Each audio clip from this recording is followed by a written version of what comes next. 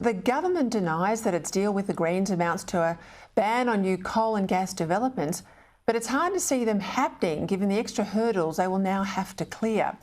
The Narrabri gas field in New South Wales that could supply half the state's gas needs has been in planning limbo for now over a decade. The Adani mine in Queensland, likewise, was 10 years getting approvals, and it only happened after the Green campaign against it helped Scott Morrison to his miracle election win 4 years ago. Under the terms of yesterday's deal between Labor and the Greens, all new fossil fuel projects will have to be net zero from the start. And it seems that they won't be able to achieve this through offsets such as tree planting and buying carbon credits. And any one of the large entities that fall under the safeguard mechanism, so those big industrial manufacturers essential to jobs and our economic growth, will now be subjected to further regulatory rules.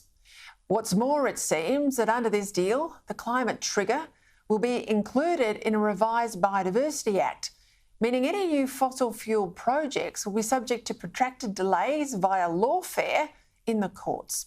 So while the government insists that it hasn't surrendered to the Greens, at the same time you've got Adam Bandt boasting that half the fossil fuel projects in the development pipeline have now been knocked out.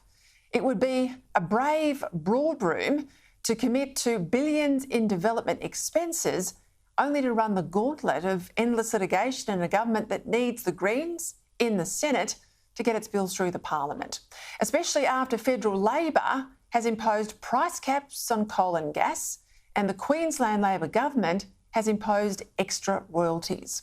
While some business groups are broadly supportive of the deal on the grounds that a bad deal is better than the uncertainty of no deal, the gas industry has today warned that the government has let, quote, politics and ideology get in the way of sensible, evidence-based climate policy.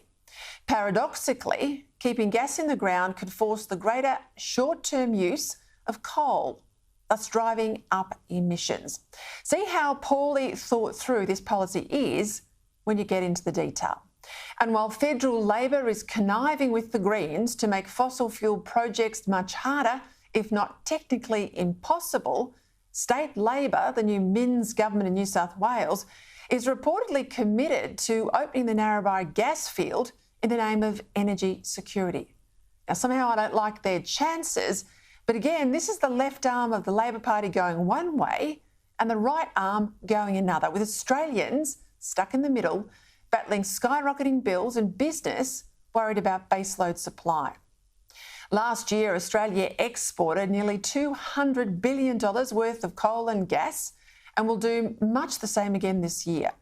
These fossil fuel exports are vital for energy security in our region with good neighbours like Japan. They're also vital for the tax revenue that every government relies on for the services you and I demand.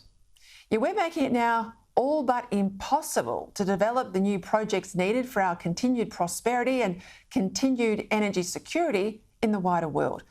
We're going to make ourselves considerably poorer in this quest for environmental virtue, because countries like India and China, they've got no intention of putting emissions ahead of economic development.